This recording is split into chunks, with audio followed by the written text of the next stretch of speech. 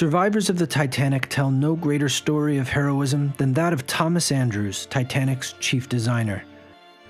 Witnesses say he was last seen throwing deck chairs into the Atlantic in a desperate bid to save lives.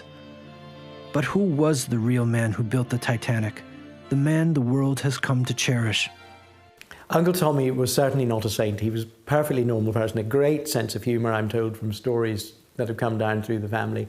And there were incidents in the yard where he didn't stand any nonsense and showed that he was a completely normal person. He epitomised the heroic nature of all that helped save a lot of people's lives on that night. But he obviously, at the top of the tree, got a lot of the respect and commentary as being the great hero of the time, and it does turn it into a very romantic story. His great-grandfather, Captain William Peary, was one of the first harbour commissioners who was instrumental in dredging Belfast Lough to create the facility for Belfast to become a great port. Eliza Peary raised 4 sons and 1 daughter. One of those sons went on to become Prime Minister of Northern Ireland, another went on to be Lord Chief Justice, and another was Thomas Andrews, chief designer of the Titanic.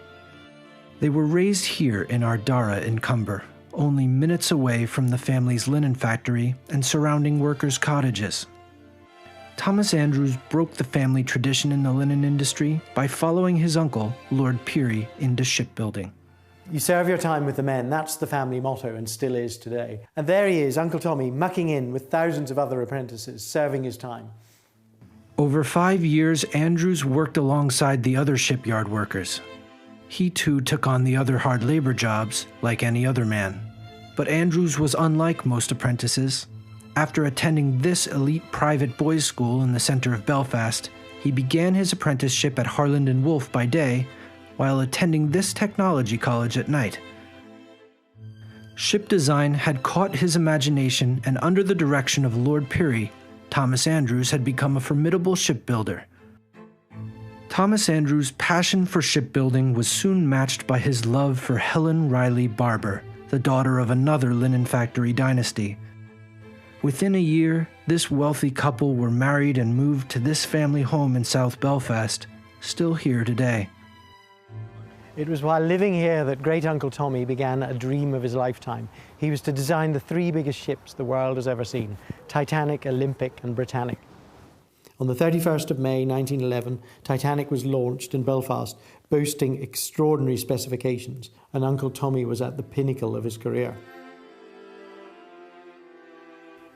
Within a year of Uncle Tommy's death on the Titanic, my family commissioned a biography. It was not only the Andrews family that cherished his memory. Upon his death, the family received many cables and letters praising the comfort and courage he showed to others before the Titanic sank. My family also helped raise the funds to build this great memorial hall in Cumber, one of the largest in Ireland in memory of anyone. It stands there as a great legacy to Thomas Andrews for his great contribution to industrial life in Belfast and to shipbuilding. My family were all great industrialists, and we are very proud of the reputation that he has left.